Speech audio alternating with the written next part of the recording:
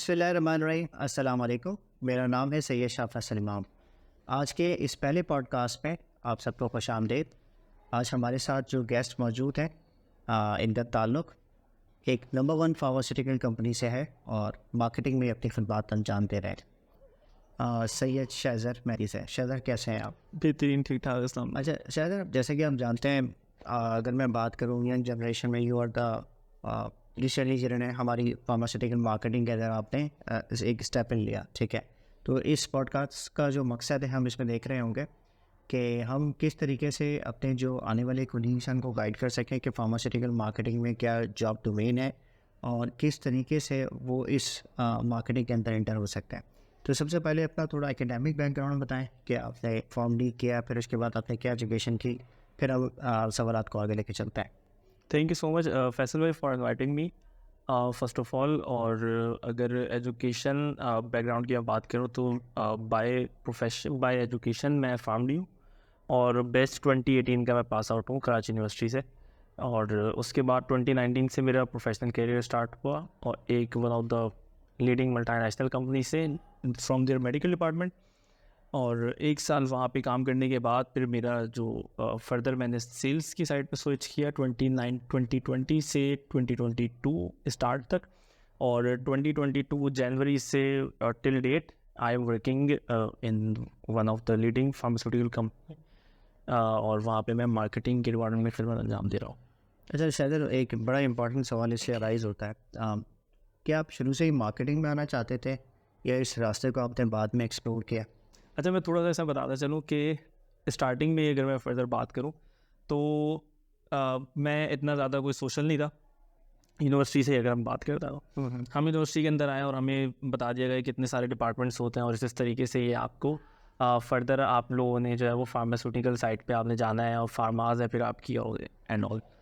तो third year तक तो मेरा दिमाग ये था कि मैंने प्रोडक्शन में जाना है। ओके। हाँ, हमें कुछ ही डिपार्टमेंट्स का पता था तो उसमें से एक प्रोडक्शन भी आता था। तो हमने कहा प्रोडक्शन में चलेंगे। प्रोडक्शन नहीं तो QC QA, क्योंकि हमने ये सोचा था कि भाई जॉब सुकून से मिल जाती है वहाँ पे और इजीली आप चले जाते हैं अंदर जाके, बस आपने जो रेगुलर बेसिस पे काम होता है, टास्क होता है, आपने वो करना है। तो थर्ड ईयर तक तो ये था। उसके बाद फिर थोड़ा सा पता नहीं क्या कहते हैं, शायद कुछ क्वालिटीज़ थी या फिर कुछ मौके ऐसे मिले कि थोड़ा सा हम सोशल साइड पे चले गए और फिर वहाँ से फिर सोसाइटीज़ के साथ लिंक होकर फिर अल्हम्दुलिल्लाह कुछ सोसाइटीज़ को लीड भी किया, फर्दर कुछ कैरियर फेयर्स भी करवाए। तो वहाँ से फिर पता चला था ये दुनिया तो बहुत बड़ी है, ये तो हम तो सिर्फ छोटा सा सोच रहे हैं कि मार्केट आपका प्रोडक्शन है, QC QA या BD रेगुलेटरी वगैरह की साइड। हमने कहा भाई पता चला कि सेल्स और मार्केटिंग भी एक चीज़ होती है। अच्छा, सेल्स को ना हमने उस टाइम पे इस तरीके से अपने माइंडसेट में बनाया कि सेल्स वही है कि जो आप इस वक्त सोसाइटीज़ के जो टिकट्स बेच रहे होते हैं, जो सोसाइटीज़ के पिकनिक के टिकट्स बेच रहे होते हैं, ओके। ये टिकट बेचने के हमें पैसे नहीं मिलते। सही है। लेकिन सेल्स में जब आप कोई चीज़ बेचेंगे तो आपको उसके पैसे मिलेंगे। तो हमने कही तो अच्छी बात है, जो काम हम यहाँ पे फ्री में कर रहे हैं वही काम हम फार्मास्यूटिकल मार्केट में जाके करेंगे। जो चीज़ बेचेंगे उसके एटलीस्ट हमें पैसे मिल रहे होंगे। तो वहाँ से फिर सोचा कि यार वाकई में शायद सेल्स हम कर सकते हैं क्योंकि हम ये सारी चीज़ें कर रहे हैं। तो फिर हम जब फर्दर इंटरव्यू में भी फर्दर जब मैं गया तो वहाँ पे भी हमने यही अपना मंजन बेचा कि भाई इस तरीके से। अब जो जाहिर सी बात है, जो आपने भी क्वेश्चन पूछा है कि किस तरीके से आना हुआ आपका, तो सेल्स और मैं मेडिकल डिपार्टमेंट से स्टार्ट किया तो उन्होंने भी हमसे ये पूछा कि क्या कहते हैं किस तरीके क्यों आप इस फील्ड में आना चाह रहे हैं, क्योंकि आपकी जो JD है वो JD बेसिकली ये कहती है कि आपने कोई 70% फील्ड में काम करना है और 30% आपने ऑफिस बेस्ड काम करना है। तो वहाँ पे फिर उनको हमने यही मंजन बेचा कि भाई इस तरीके से हमने यूनिवर्सिटी में काम किया, इस तरीके से हम ये भी यहाँ पे भी कर लेंगे। तो खैर अल्लाह का शुक्र है कि वहाँ पे फिर प्रोफेशनल करियर वहाँ से स्टार्ट हुआ। फील्ड भी की वहाँ पे मेडिकल डिपार्टमेंट के साथ रह के, कुछ रिसर्चेस के हवाले से, कुछ ट्रेनिंग्स के हवाले से जो JD थी उधर की, वो सारी चीज़ें की। उसके बाद फिर हमें पता चला कि भाई अगर आपने मार्केटिंग में जाना है तो आपने सेल्स लाजमी करनी है। तो बेसिकली एक स्टेप है कि आपने सेल करेंगे तो फिर उसमें फर्दर आप ऐड जाके फिर आप मार्केटिंग में जाएंगे। तो फिर जब साइड से मैं सेल्स की तरफ आया था तो फिर एक और one of the multinational company की जहाँ से फिर सेल्स कैरियर स्टार्ट किया, 2 साल वहाँ पे सेल्स की और सेल्स के बाद फिर चांस बना तो हम यहाँ पे मार्केटिंग में आ गए। लेकिन फर्दर अगर मैं बात करूँ कि सोचा था, तो सोचा था वाली साइड बिल्कुल नहीं है ऐसी, क्योंकि जब मैं सेल्स में था तो सेल्स में लिटरली मैं बताऊँ, सेल्स में क्योंकि एक अलग ही दुनिया है ना सेल्स की। सुबह गए शाम में दोबारा चले गए, बीच का टाइम आपका रेस्ट का टाइम है, बीच में आपने जो भी अपनी फर्दर एक्टिविटीज़ करनी है आप करें। तो वहाँ पे एक कंफर्ट जोन आपके पास आया था, और जब कंफर्ट जोन कोई नहीं छोड़ना चाहता, तो उस कंफर्ट जोन में जब आप चले जाते हैं तो फिर आपका कभी दिल नहीं चाहता कि आप मार्केटिंग में जाएँ। सही है। अच्छा शहज़ाद, आपने बड़ी इंपॉर्टेंट बात की, आपने थोड़ी-सी अपनी जो जर्नी बताई कि आपने पहले एक मेडिकल फील्ड से जॉइन किया। मैं आपकी कंपनी का नाम बताना चाहूँगा। हुँ। आपने इलाइ लिली से इलाज शुरू किया और वहाँ पे आप मेडिकल डिपार्टमेंट में एसोसिएट थे। लेकिन वहाँ पे एक एज आपको ये हासिल था कि आपकी जो ड्यूटी थी, जो जॉब रिस्पॉन्सिबिलिटी थी, तो 70% आपको सेल्स की लोगों के साथ हुँ। काम करना था। तो जिससे आपको सेल्स की फील्ड की हाँ। हो गई, ठीक है। अच्छा एक और इम्पोर्टेंट सवाल, अच्छा यानी जो हमारे जो बच्चे हैं, जो स्टूडेंट्स हैं, जो फैमिली कर रहे होते हैं, तो आप अब जो जनरेशन आ रही, जो बैचेज़ हैं, उनको क्लियर अंडरस्टैंडिंग होती है इनके करियर प्रोफाइल की कि उनके पास क्या-क्या जॉब अपॉर्च्युनिटीज़ हैं, कौन-कौन सी फील्ड वो एक्सप्लोर कर सकते हैं?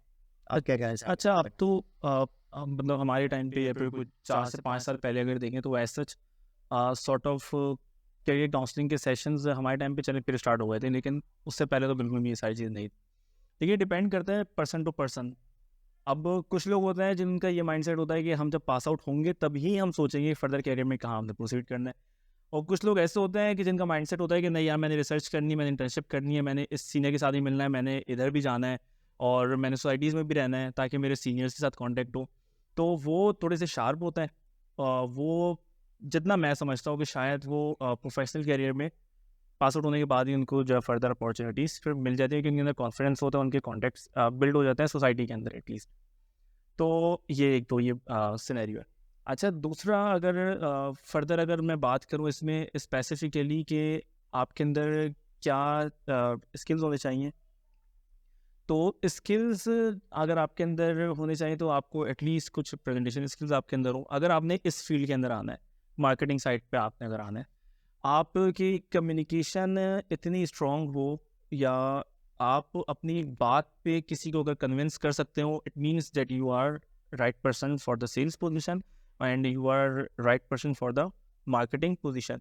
क्योंकि आप मुझसे ज़्यादा बेहतर जानते हैं कि मार्केटिंग में एक जो सबसे ज़्यादा जो आपको एज देती है चीज़, वो चीज़ होती है कि आपने अपनी कोई भी कैंपेन या कोई भी अपने आइडिया को किस तरीके से अपने बॉस के सामने प्रेजेंट करना है, कि ताकि आपको वहाँ से कोई अगर काउंटर भी आए तो एटलीस्ट आप उस काउंटर को एड्रेस करें और आप फर्दर उसमें फिर प्रोसीड करें किसी भी कैंपेन के हवाले से या कोई भी एक्टिविटी के हवाले से। अगर आपके अंदर कन्विंसिंग पावर नहीं है, और अगर आपके अंदर ये वाली आपके अंदर वो कहते हैं ना कि आपके अंदर अगर ये वाला स्किल नहीं है या ये वाला कोई टैलेंट नहीं है, तो फिर भी अगर आपने आना है तो फिर आपने मेहनत करनी है, और आपने मेहनत इस तरीके से ही कर दी है कि आपके पास उस वक्त जो अपॉर्चुनिटीज़ है, उस वक्त अपॉर्चुनिटी मतलब ये कि 4th ईयर में अगर आप है तो भाई आप किसी सोसाइटी के अंदर एंटर हो, सोसाइटी के अंदर जाके आप वहाँ पे लिंक्स बनाएं, वहाँ पे अपना कॉन्फिडेंस लेवल को चेक करें कि इधर आप किसी के सामने बोल सकते हैं, किसी के सामने बात कर सकते हैं। तो ये कुछ चीज़ें हैं कि जिस पे आप यूनिवर्सिटी में रहते हुए वर्किंग करें, और फिर जहाँ पे आपका रिस्क लिखा है वो तो बिल्कुल डेफिनेटली कोई है ही नहीं उसमें कि जहाँ पे आपका रिस्क लिखा है आपको वहीं से मिलना है।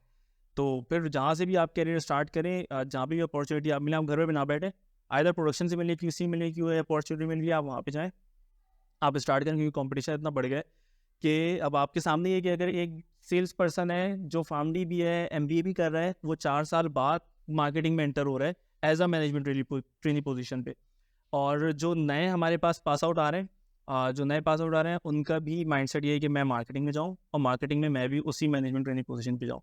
तो ये बड़ा एक कॉन्फ्लिक्ट आ जाता है, और कंपनीज भी फिर उसी को प्रेफर कर रही होती हैं कि जिसके ये कुछ इंटरपर्सनल स्किल्स, कम्युनिकेशन स्किल्स या प्रेजेंटेशन स्किल्स, या फिर जो कम्युनिकेशन किस तरीके से बात की जाती है, ये सारी चीज़ें अगर आपकी क्लियर हैं, आप इन सारी चीज़ों के ऊपर आपकी कमांड है, मार्केट के बारे में थोड़ा बहुत नो हाउ है आपको, तो फिर कंपनी पर आपको डेफिनेटली प्रेफर करती है। शहज़ाद, आपने जो अपना करियर स्टार्ट किया इलाइ लिली में मेडिकल की फील्ड से, अपना करियर स्टार्ट किया, तो वहाँ पे आपकी क्या लर्निंग रही?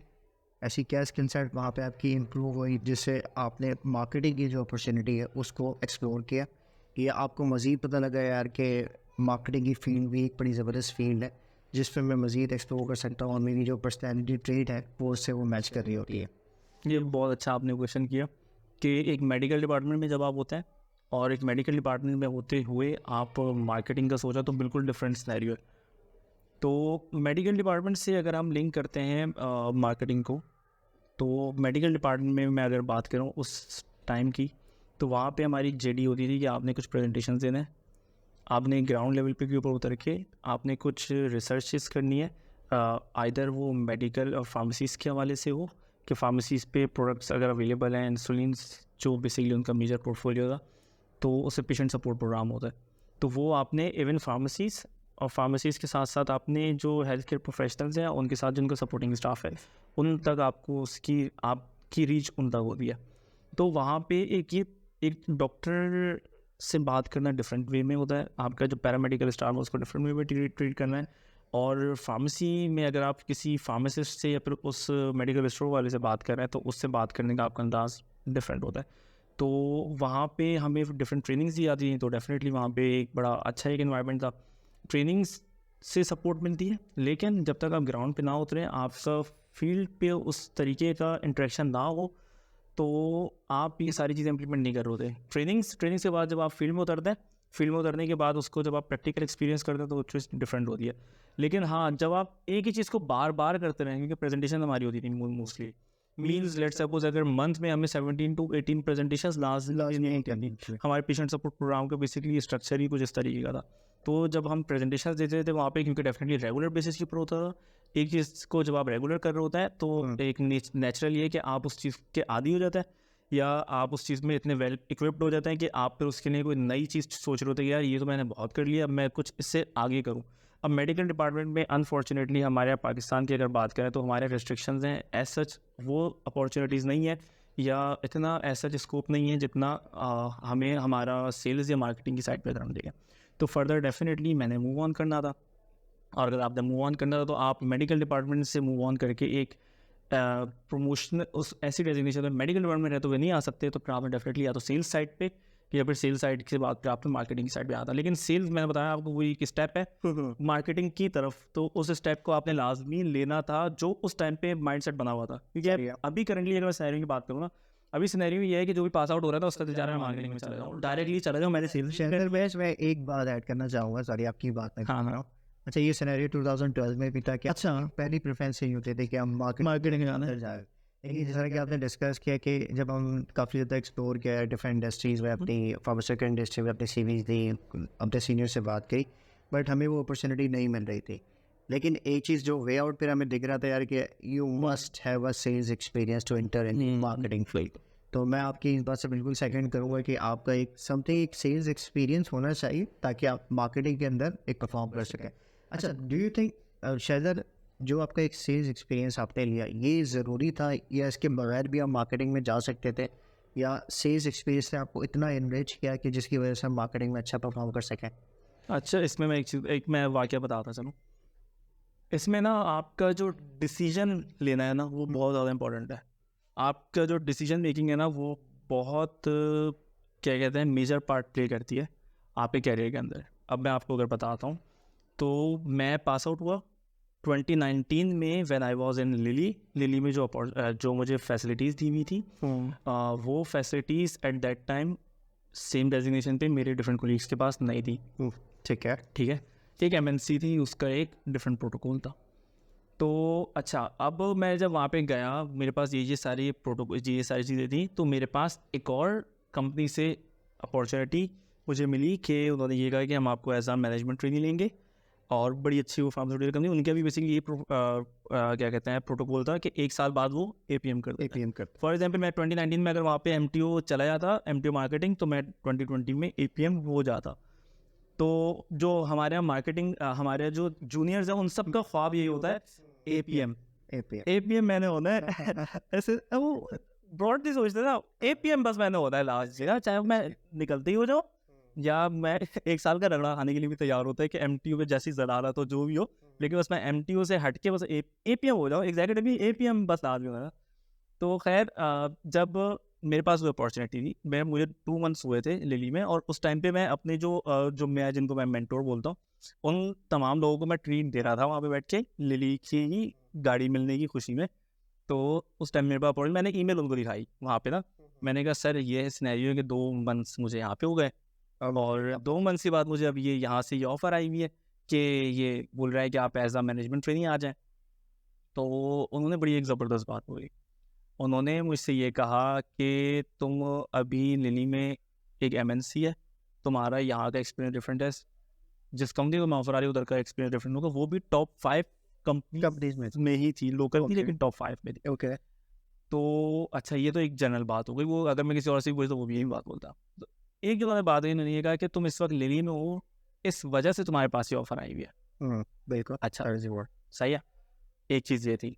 दूसरी चीज़ उन्होंने कहा कि तुम 2 साल बाद भी जाओगे ना यहाँ से लिली से, तो 2 साल बाद भी तुम्हारे पास ये अपॉर्चुनिटी होगी, लेकिन अगर तुम इस वक्त लिली को छोड़ के इस अपॉर्चुनिटी की तरफ जाते हो तो 2 साल बाद भी तुम्हारे पास वापस इस लिली में आने के लिए अपॉर्चुनिटी नहीं होगी।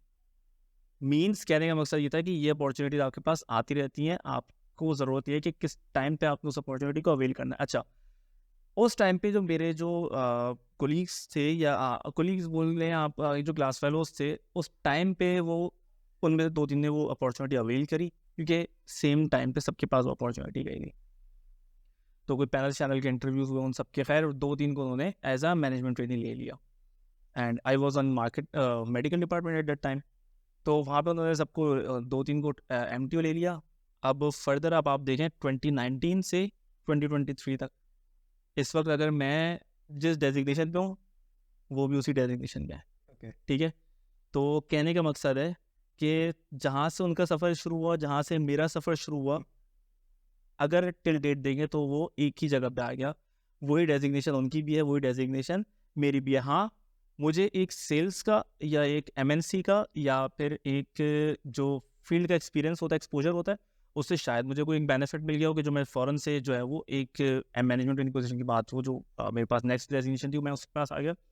और शायद वो जिस कंपनी में थे, जिसकी मेरे पास भी ऑफ़र थी, वो 3 इयर्स तक वो वहीं के वहीं रहे, और इवन करंटली भी वो उसी डेजिग्नेशन के ऊपर है।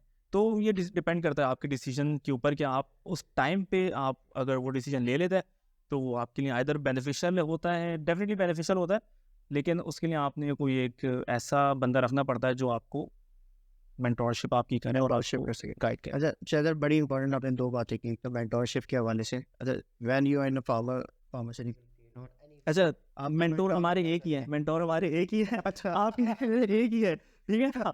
तो वो मेंटोर है, ये दूसरे वाले मेंटोर थे, ठीक है, एक तो है वो कॉमन है। अच्छा, वो डेफिनेटली आपके डिफरेंट डिसीजन में डिफरेंट आपने मेंटोर्स बनाए होते हैं कि यार इस तरह की सिचुएशन में बिल्कुल। मैं इनकी तरफ परस्यू करता हूँ। अच्छा, यानी आपने जो एक बात कही कि डिफरेंट लोग सेम मंजिल पे पहुंचे, लेकिन हर किसी का डिफरेंट एक रूट था। लेकिन आप जब डिफरेंट चीज़ें करके जा रहे हो, तो आप एक मेडिकल फील्ड से आपने शुरू किया करियर, फिर आप सेल्स में आए, फिर उसके बाद आप मार्केटिंग में आए, तो डेफिनेटली आपका जो स्किल सेट है, और एक बंदा जिसने directly as a management training position से स्टार्ट किया, उसका स्किल सेट में कई डिफ्रेंसिएशन होगी। मेरा जो अगला सवाल है वो इस हवाले से है कि सेल्स की नॉलेज का, यानी ऑन ग्राउंड जो फील्ड की जो नॉलेज थी, उसका कितना इम्पैक्ट होता है फॉर द मार्केटिंग एक्टिविटी, और ये कितना होना ज़रूरी है जो भी मार्केटिंग के प्रोफेशन में आना चाहे। ये ना बहुत ज़्यादा इंपॉर्टेंट होता है। मैं डायरेक्टली आपको बताऊँ, अभी मैं आपको बताता हूँ, तो मेरा मैं सेल्स में ही था, और सेल्स में होते हुए जब मेरे मार्केटिंग के इंटरव्यूज होते थे, तो उसमें they didn't ask me about what is marketing and what you will be doing in the marketing and what is basically campaigns and all. They are not prone to ask this question. What they basically ask is कि तुम currently अगर sales में हो तो क्या कर रहे हो, अगर सेल्स में हो तो सेल्स में क्या चीज़ इंपॉर्टेंट है, और अगर वो चीज़ इंपॉर्टेंट है तुम आइदर उस स्किल सेट के ऊपर एज अ सेल्स रैप काम कर रहे हो या नहीं कर रहे हो। अच्छा, इस चीज़ को मैं एक चीज़ दैट लिंक करूँगा कि इस वक्त करंटली हमारे पास बहुत सारे जूनियर्स ऐसे हैं जो सेल्स पोजीशन को सिर्फ और सिर्फ ये समझ के कर रहे होता है कि ये मैंने सिर्फ और सिर्फ एक स्टेप तो मेरा मार्केटिंग की तरफ जाने का, लेकिन बस वो इसको सिर्फ स्टेप ही एक ले समझता है, ठीक है, वो इसको ये यानी उससे जो आने वाली लर्निंग है उसको वो नहीं देख देख रहे होते हैं। फोकस ये होता है कि मैं किसी भी तरीके से मार्केटिंग मेंटर हूँ। बस मार्केटिंग मेंटर हो जाओ, और ये भाई मैंने तो स्टेप ले लिया, मुझे तो एक सीनियर ने कहा था कि आप तो सेल्स कर दिया मार्केट अब सेल्स मैंने कर ली, अब क्या करूँ, अब तो मार्केटिंग अपॉर्चुनिटी बहुत लिमिटेड है, और अगर लिमिटेड है तो फिर कंपटीशन इतना है कि वो आपने सर्वाइवल आपके लिए बड़ा मुश्किल है। तो अच्छा, अब हुआ, अब इस वक्त करंटली ये होता है कि अब जब वो मार्केटिंग इंटरव्यूज के लिए जाते हैं ना, तो वो जूनियर्स हमारे जो है वो एक एक साल सेल्स करने के बाद, तो जब उनसे उसी सेल्स के बारे में पूछा जाता है, तो 75 to 80% वो नील होता है। नील इन सेंस कि फॉर एग्जांपल मैं अगर कोई एक एरिया कर रहा हूँ, डिफेंस के लिफ्टन, अगर मैं फॉर एग्जांपल सेल्स में एक एरिया कर रहा हूँ, तो मुझे वहाँ के जो मेरे पास डॉक्टर्स लिस्टेड हैं, एटलीस्ट मुझे उनके बारे में पता तो ऐसा ही बिल्कुल ऐसा ही है। अगर मैंने 1 साल पूरा एक टेरिटरी में लगा दिया या एक टेरिटरी मैंने पूरी कवर की है, तो वहाँ पे एटलीस्ट 20 से 30 कंसल्टेंट तो मुझे जानते ना हो, मेरी शक्ल देख के प्रोडक्ट तो वो जानते हो। तो ये बेसिकली प्राइम बेसिक चीज़ होती है जो आप एज अ सेल्स रैप आप ये चीज़ें सीखते हैं। और इस चीज़ को डेफिनेटली जब आप मार्केटिंग में जब आप जाते हैं, अब मार्केटिंग में जाने के बाद फिर डेफिनेटली आपने ये चीज़ें इंप्लीमेंट करनी है। अब आप अपने टीएम को क्या बताएंगे? आप ये बताएंगे कि यार मैंने 1 साल सेल्स की है, लेकिन वो टीएम जो वहाँ पे सेल्स कर रहे हैं ऑलरेडी, वो अंदाज़ा लगा लेगा कि इन्होंने 1 साल सेल्स की है, लेकिन इनको तो अपने एरिया की ही कंसल्टेंट्स नहीं जानते हैं, इनको तो इस एरिया के मार्केट का ही नहीं पता, सीधी सी बात है। तो ये चीज़ें डेफिनेटली हेल्प करती हैं। लेकिन आप करंटली अगर जिस प्रोफेशन में भी हैं, आइदर आप मेडिकल डिपार्टमेंट में हैं, सेल्स में हैं, इवन बीडी में, इवन रेगुलेटरी में, तो आप इस चीज़ को ये मत सोचें कि मैं ये बस सिर्फ जान छुड़ाने के लिए करूँगी। मैं अपने अच्छा बीडी और रेगुलेटरी में जो हमारे पास होता है कोलीग, उनका जो जूनियर उनका बेसिकली माइंडसेट होता है, यार मेरे पास कोई जॉब अपॉर्चुनिटी नहीं थी तो मैं बीडी में चला गया, रेगुलेटरी में चला गया, लेकिन मैंने मार्केटिंग में ही आना है। अरे अगर मार्केटिंग में आना है तो उधर भी तो दिल लगाए काम करो, बीडी रेगुलेटरी भी दिल लगाए काम करो। सेल्स वाला बंदा है तो सेल्स में दिल लगाए, थोड़ा सा उस चीज़ को देखे, उस चीज़ को समझे, सेल्स है क्या चीज़ बेसिकली, वो आपको कहीं ना कहीं पे करती है लाजमी। हाँ, हो सकता है लेट करे, लेकिन वो पे लाजमी आपको करेगी। तो आप एटलीस्ट जहाँ पे जो आपकी जेडी है, आप एटलीस्ट उसको तो पहले फोकस करें। यार चल, बहुत मज़ा आ रहा है आपके साथ ये पॉडकास्ट करके। अच्छा, जो आपने चीज़ें बताई, अगर यानी अगर मैं इसको समराइज़ करने की कोशिश करूँ, अगर आपने फॉर्म डी किया है, तो अगर आप किसी भी फील्ड में गए जो हमारी पहली लर्निंग है, either you enter in the BD, either you enter in the regulatory department और द सेल्स डिपार्टमेंट, आपको अपना 100% देना है, क्योंकि वही जो चीज़ है आपको डिफरेंशिएट करेगी बाकी डिफरेंट कोलीग्स से। क्योंकि आजकल के दौर में अगर हम बात करते हैं कंपटीशन की, यार 100 of peoples they are doing amazing work, तो कंपटीशन बहुत ज़्यादा है। तो आपको अपनी फील्ड से रिलेवेंट नॉलेज होना ज़रूरी है। जैसा कि अब सेल्स की एग्जांपल आपने दी कि अगर आपको कोई एक टेरिटरी असाइन की गई है, तो उस टेरिटरी की कंप्लीट नॉलेज के वहाँ पे आपके कौन से डॉक्टर्स हैं, कौन से हेल्थ केयर प्रोफेशनल्स हैं, कौन से लीडिंग फार्मेसीज़ हैं, वहाँ पे बिजनेस किस तरीके से रन हो रहा है, उसकी कंप्लीट नॉलेज आपको होनी चाहिए। उसके बाद आपने एक बड़ी चीज़ इंपॉर्टेंट ये भी बताई स्किल सेट के हवाले से, दैट आपकी कम्युनिकेशन स्किल्स, आपकी प्रेजेंटेशन स्किल्स, आपकी इंटरपर्सनल स्किल्स, इन चीज़ों का होना भी बहुत ज़रूरी है। अच्छा, ये चीज़ें आप यूनिवर्सिटी में रहते हुए भी डेवलप कर सकते हैं। उस डेवलप करने के लिए आपने तरीक़ेकार बताए कि हमारी डिफरेंट सोसाइटीज़ होती हैं जिसमें आप इंगेज करके इस तरह की चीज़ें आप सीख सकते हैं, ताकि आप जब भी किसी फार्मास्यूटिकल इंडस्ट्री या किसी भी इंडस्ट्री में जाए तो आपके लिए चीज़ें सरप्राइजेज ना हो, यार ये टीम वर्क क्या चीज़ होती है, ये प्रोजेक्ट रिपोर्ट क्या चीज़ होती है, एक्सेल में काम किस तरीके से करते हैं। अच्छा, क्या सर कोई कोई रेफरेंस आप वाक़या हमारे साथ शेयर करना चाहेंगे, कोई मोटिवेशनल, कि जिससे आपको बड़ा इंस्पायर किया इस वाक़ये ने, यार या इस चीज़ को मैं बड़ा परसीव करता हूँ, उसको देख रहा होता हूँ? अच्छा, वही हमारा जो लास्ट क्वेश्चन था सेल्स के हवाले से, वो जो मैं बता रहा था आपको कि आप जिस डिपार्टमेंट में आप 100% थे, तो उससे एक वाक़या मैं थोड़ा सा बताता चलूँ कि जिस टाइम पे मैं दिल्ली में था और जिस टाइम पे मैं मेडिकल डिपार्टमेंट में था, तो आपको मैं बताऊं कि हम तो केयू के पास आउट हैं, या आप चले फार्मा कम्युनिटी की देखें, कराची में अगर बात करें तो ज़ियाउद्दीन से, बकाई से, हमदर्द और डिफरेंट डाओ से, या आपके पास फेडरल यूनिवर्सिटी है, इधर से पास आउट होगा। हमारे यहाँ दिल्ली में अगर आपने मार्केटिंग पोजीशन पे आना होता है ओके। तो आप आइदर आप IBO को, आइदर आप BBA लम्स के हो।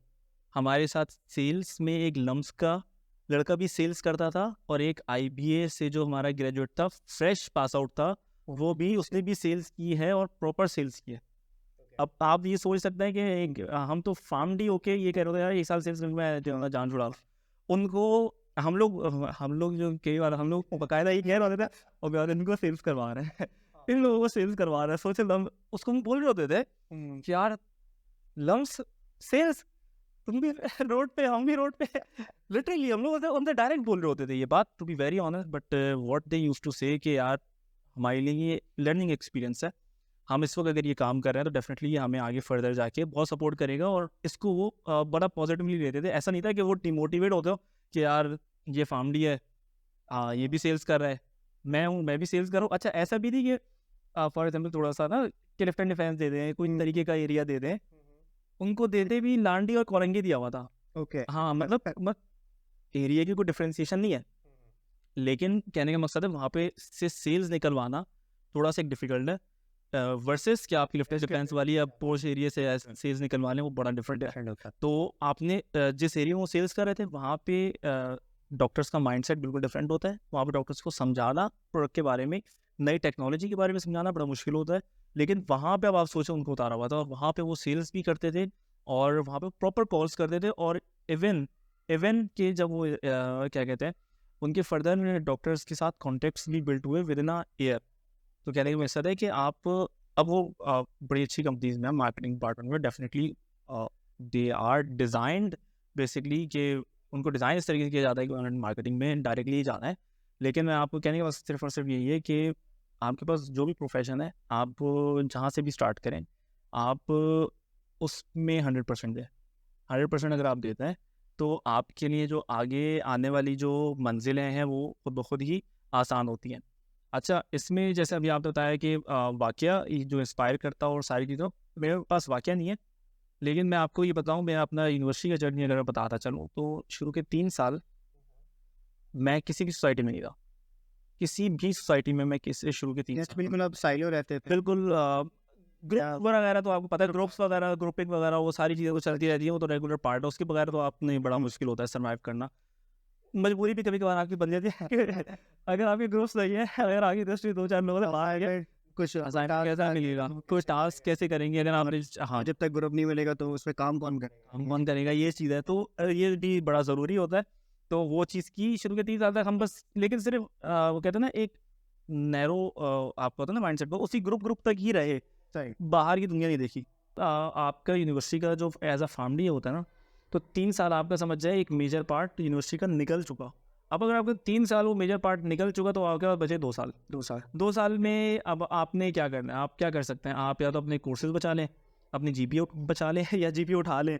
आखिरी के 2 साल तो इसलिए बैठे होते हैं सारे के सारे कि भाई पास हो जाए, और पास होने के साथ साथ वो जो पुराने रिपीट करने हैं वो रिपीट करके कुछ जीपीए ऐसी रिस्पेक्टेबल हो जाए कि डिग्री मिल जाए। सही। और डिग्री के बाद कुछ थोड़ी सी रिस्पेक्टेबल ऐसे हो जाए कि घर वाले इज्जत से जो है वो प्राउड फील करें।